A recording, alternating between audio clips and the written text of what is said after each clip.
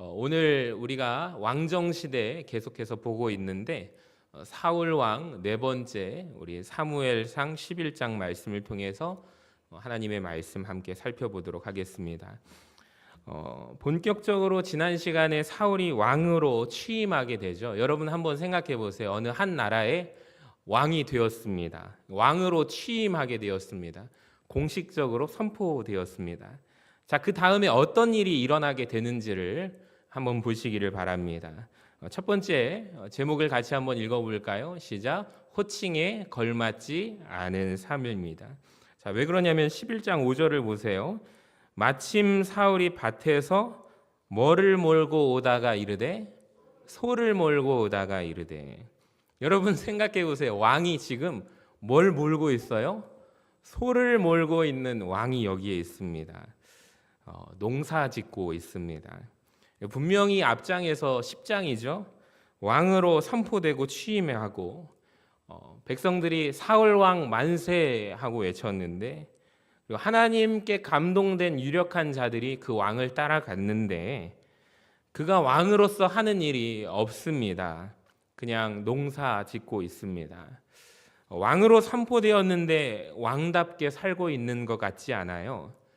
아마도 호칭은 달라졌을 것입니다. 이제 사울을 향하여 왕이라는 호칭이 새롭게 생겼습니다.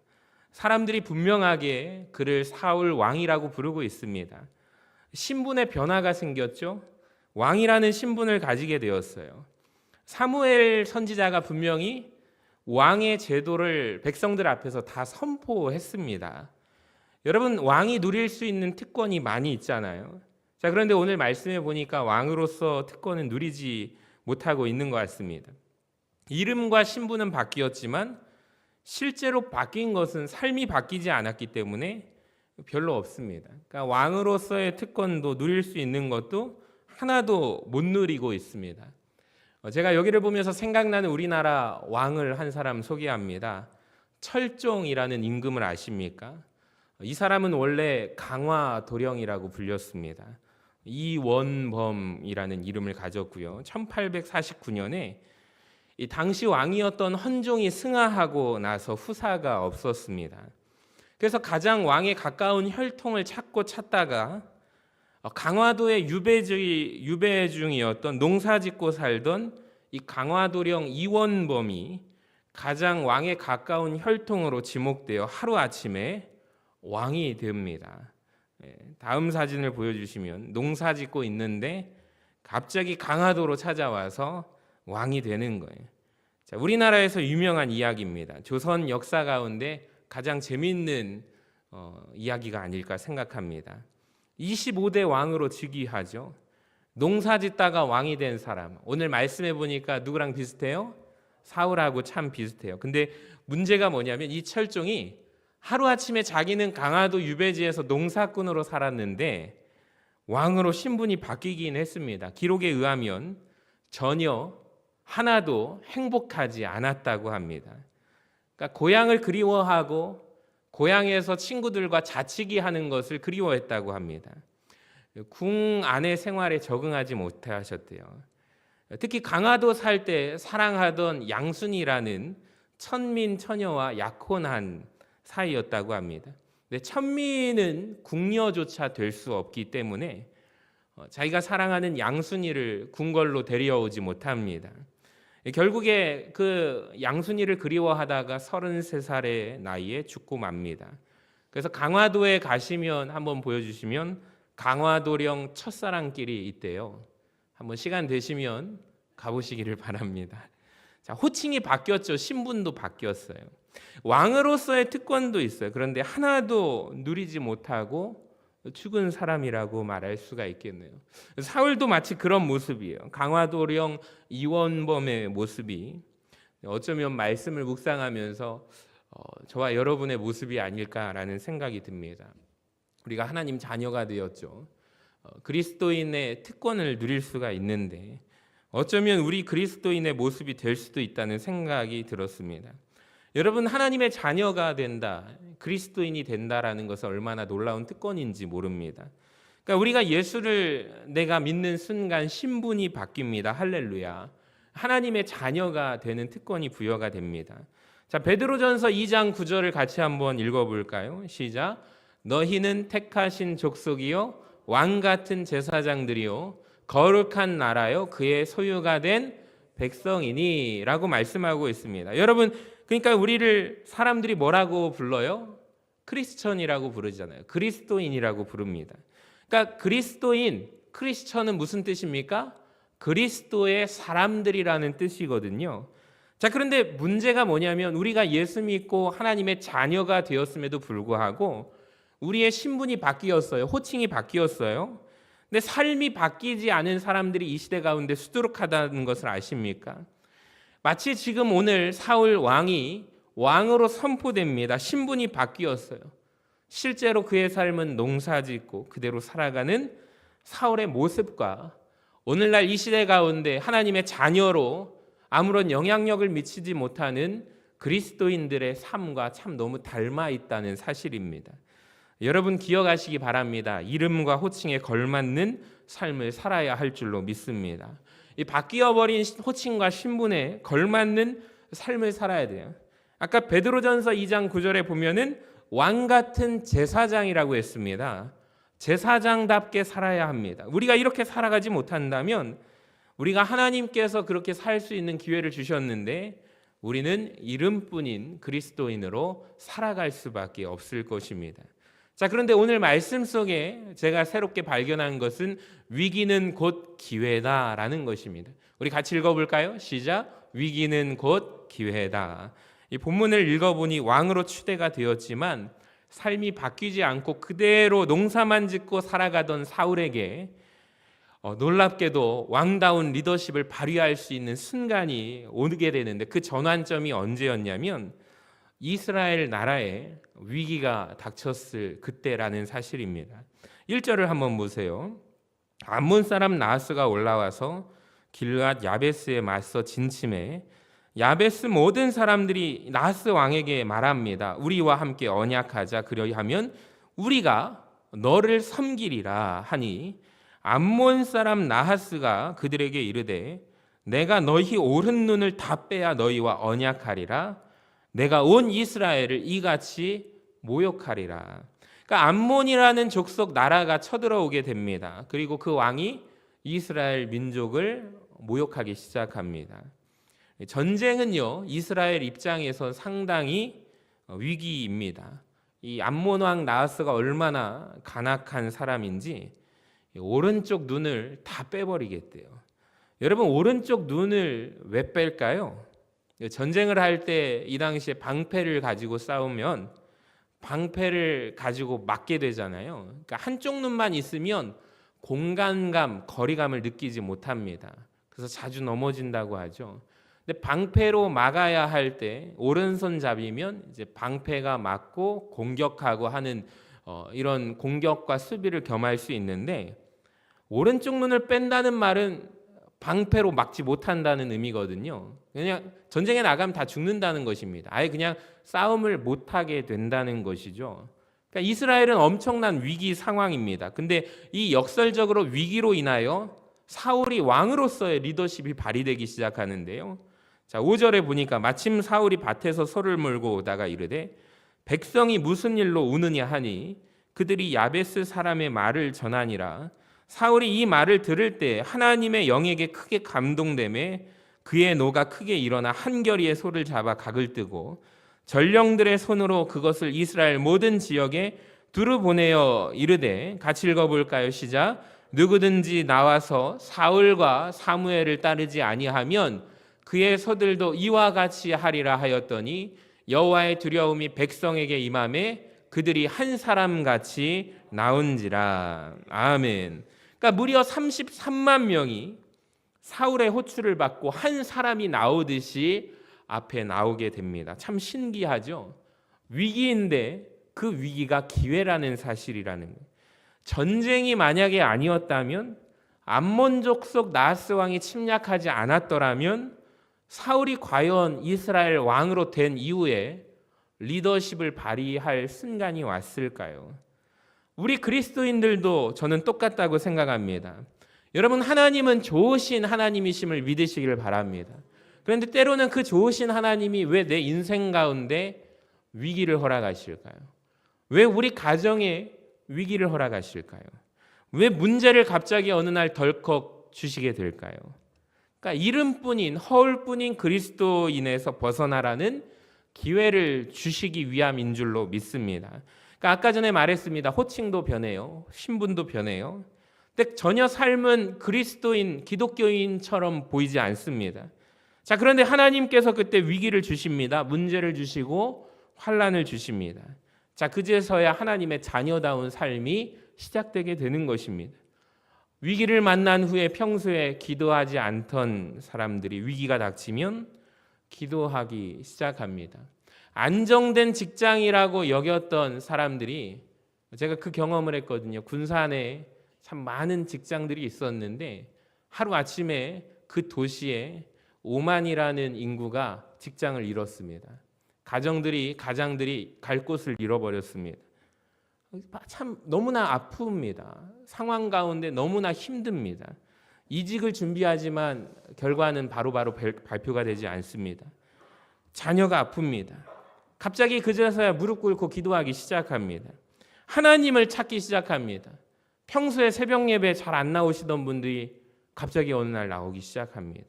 수요 저녁 예배 나오기 시작합니다. 그 전에는 이름만 그리스도인이었지 예배자가 아니었습니다. 놀랍게도 위기가 닥치게 되자 예배자가 되어갑니다. 이름뿐인 그리스도인에서 정말로 하나님을 의지하는 사람으로 바뀌어갑니다. 할렐루야. 여러분, 앞으로 인생에 어려운 문제가 생길 때 기억하시기 바랍니다. 사울도 그랬지. 왕으로 취임했지만 지금 소를 끌고 가는 농사꾼이었잖아요. 그러니까 왕다운 리더십을 발휘한 순간이 기회가 없었는데 그 위기 앞에서 나라가 위기에 처할 때 왕으로서의 그가 리더십을 발휘하기 시작했지. 내가 이 위기를 넘어서게 될 때 하나님이 원하시는 그리스도인의 삶을 변해가는 가정이 되겠구나라고 생각하시기를 바랍니다. 근데 우리의 문제가 뭐냐면 우리 위기 앞에서 위기를 위기라고 생각하지 않습니다. 위기를 기회라고 생각하지 않아요. 대부분은 다 원망하고 한탄합니다. 왜 하나님 어떻게 나에게 이런 위기를 주십니까? 여러분, 앞으로 바꾸시기 바랍니다. 생각의 전환이 일어나기를 바랍니다. 이름뿐인 나를, 이름뿐인 허울뿐인 그리스도인인 나를 정말로 그리스도인 되라고 말씀하시는 거구나.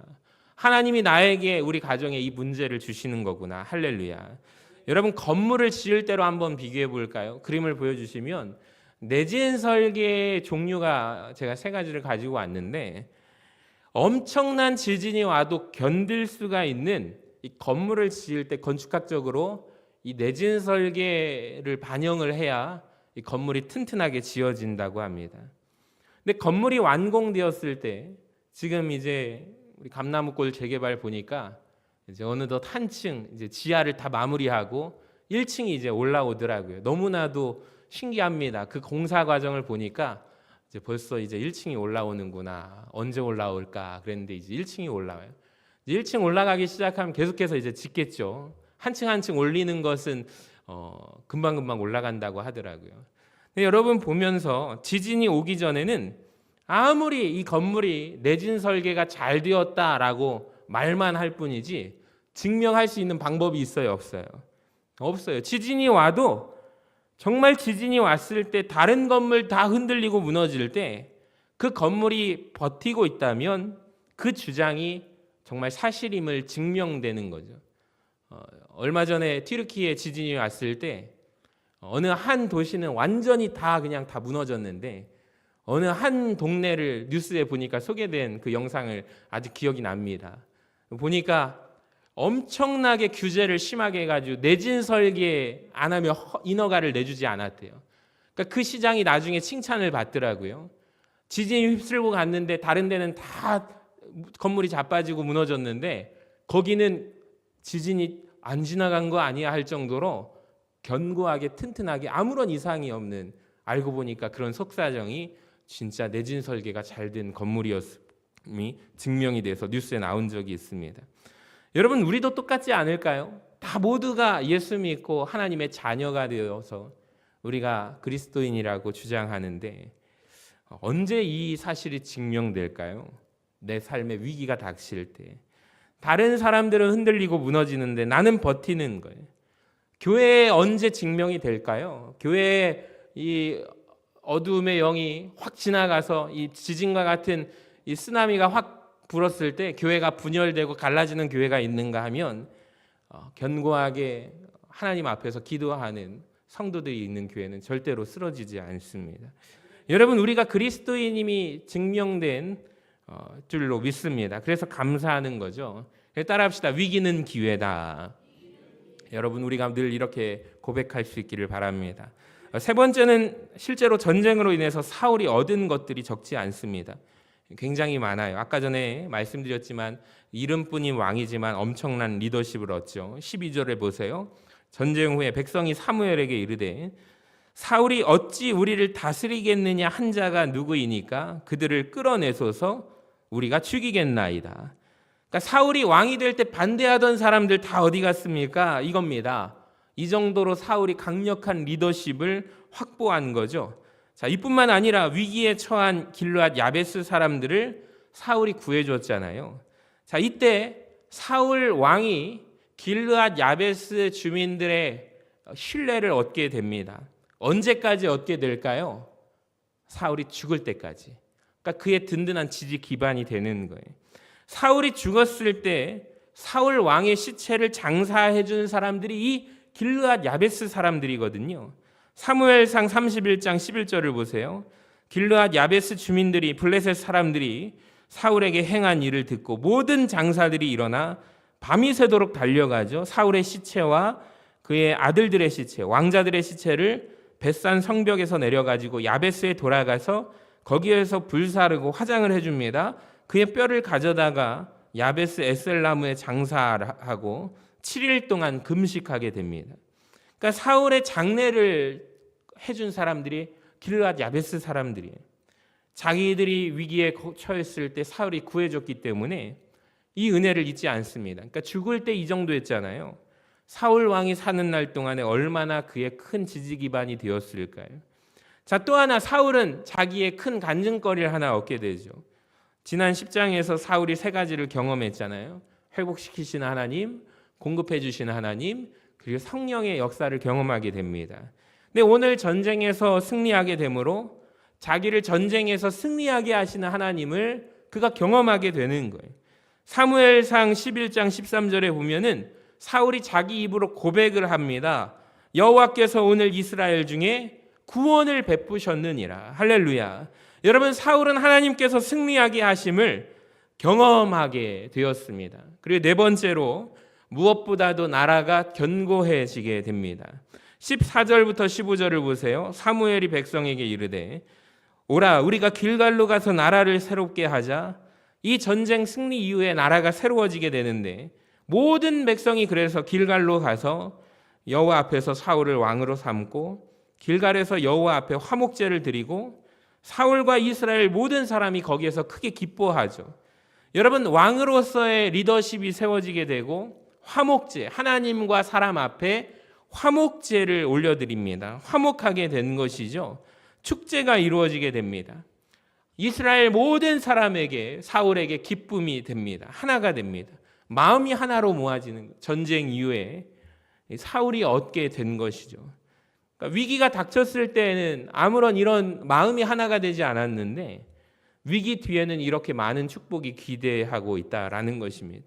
사랑하는 여러분, 우리 인생도 마찬가지예요.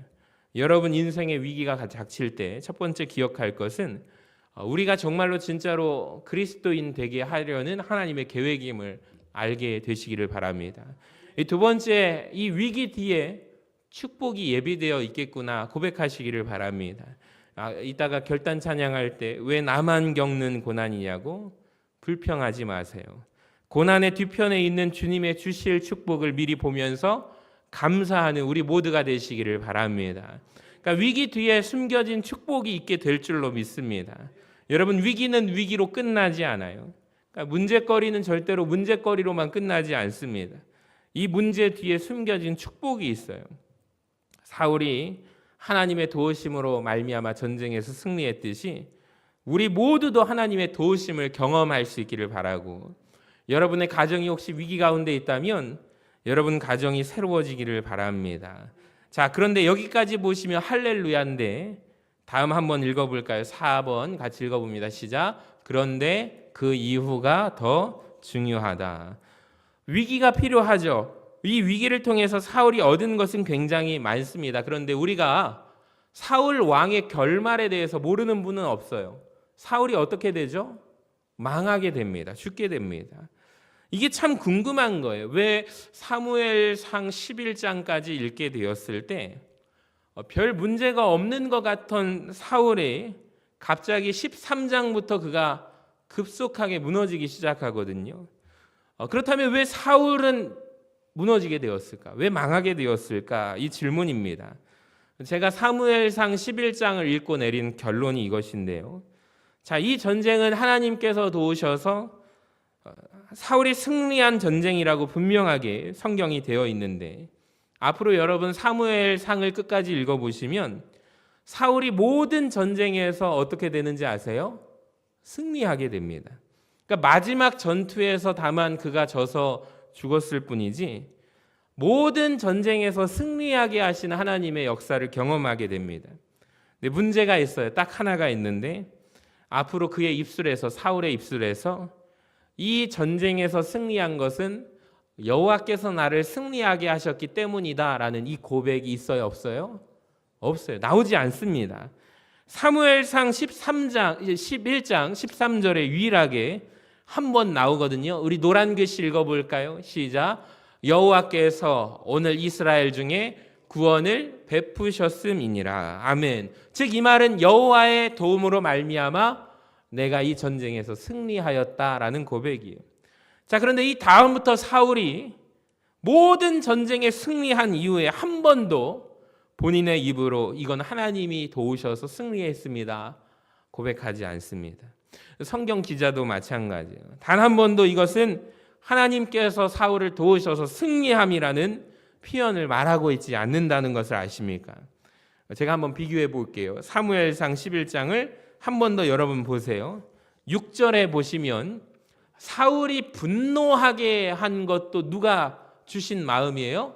하나님의 영, 하나님께서 주신 마음이에요. 7절에 백성들에게 두려움을 주신 것도 여호와의 영이 임했기 때문에 백성들이 두려움을 느끼게 된 거예요. 그러니까 여호와 하나님께서 감동하심으로 말미암아 승리했다고 13절에서 분명하게 밝히고 있습니다. 자, 그런데 앞으로 여러분 놀랍게도 이런 표현이 단 한 번도 나오지 않아요. 근데 다윗은 달라요. 다윗은 사울하고 달라요. 다윗은 계속해서 전쟁에서 승리합니다. 다윗도 승리할 때마다 성경에서 뭐라고 기록하고 있냐면 8장 14절을 보시면 다윗이 어디로 가든지 누가 이기게 하셨느니라? 여호와 하나님께서 이기게 하셨더라. 할렐루야. 그러니까 사울은 어디로 가든지 여호와께서 이기게 하셨다는 표현이 없어요. 승리했지만 그 승리가 하나님과는 전혀 관련이 없는 승리라는 것을 여러분 아십니까? 그 사실은 사울 본인도 알아서 그렇게 고백하지 않고 성경 기자도 평가합니다. 사울의 승리의 원인은 무엇이었을까요? 그 힌트가 사무엘상 14장에 나오는데 52절을 우리 같이 한번 읽어봅니다. 시작. 사울이 사는 날 동안에 블레셋 사람과 큰 싸움이 있었으므로 사울이 힘센 사람이나 용감한 사람을 보면 그들을 불러 모았더라.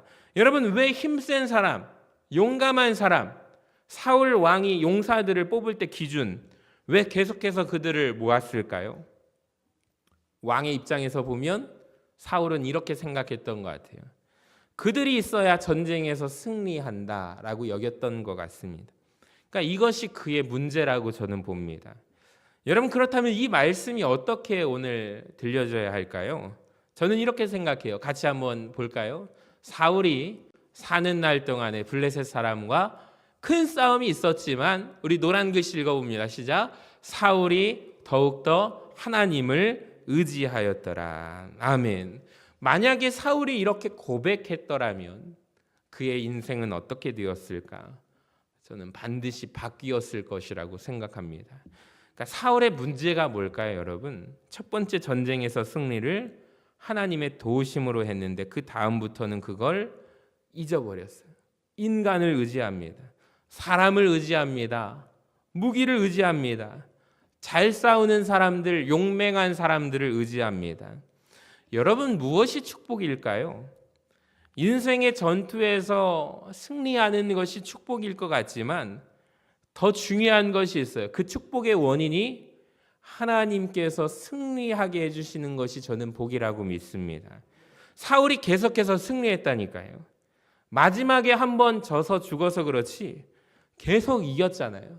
여러분, 그런데 하나님의 도움 없이 내가 쌓은 노력, 내가 쌓은 인맥, 내가 쌓은 실력으로 승승장구하는 것이 과연 축복일까요? 저는 복이 아니라고 생각합니다. 공든탑이 한 번에 와르르 무너질 수 있습니다.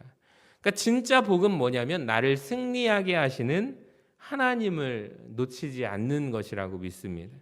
정말 복된 게 뭘까요? 이 시각으로 본다면 내가 하나님 안에 있다면 하나님을 의지하면 승리하게 되고 하나님을 내가 놓쳤을 때 내가 패배하는 것이 당연한 거 아닙니까? 내가 하나님을 놓쳤는데도 내 인생에 승승장구하는 게 더 위험한 것 아닌가요? 저는 내가 하나님을 놓쳤을 때 무너지게 되는 것도 축복인 줄로 믿습니다. 그러니까 하나님 없이 계속 승승장구하는 세상 사람들을 부러워하지 마시기 바랍니다. 그러니까 모세가 경험한 게 그거잖아요. 두 손 높이 들고 기도할 때 여호와 하나님을 의지하고 두 손을 높이 들었을 때 승리하게 되고 선을 내렸을 때 지게 되는 것입니다. 이게 더욱더 복된 삶입니다. 사랑하는 여러분, 인생 가운데 내가 하나님을 의지할 때 승리하고 성공하고 오히려 내가 하나님을 놓치게 될 때 실패하는 복이 있기를 주님의 이름으로 간절히 축원합니다.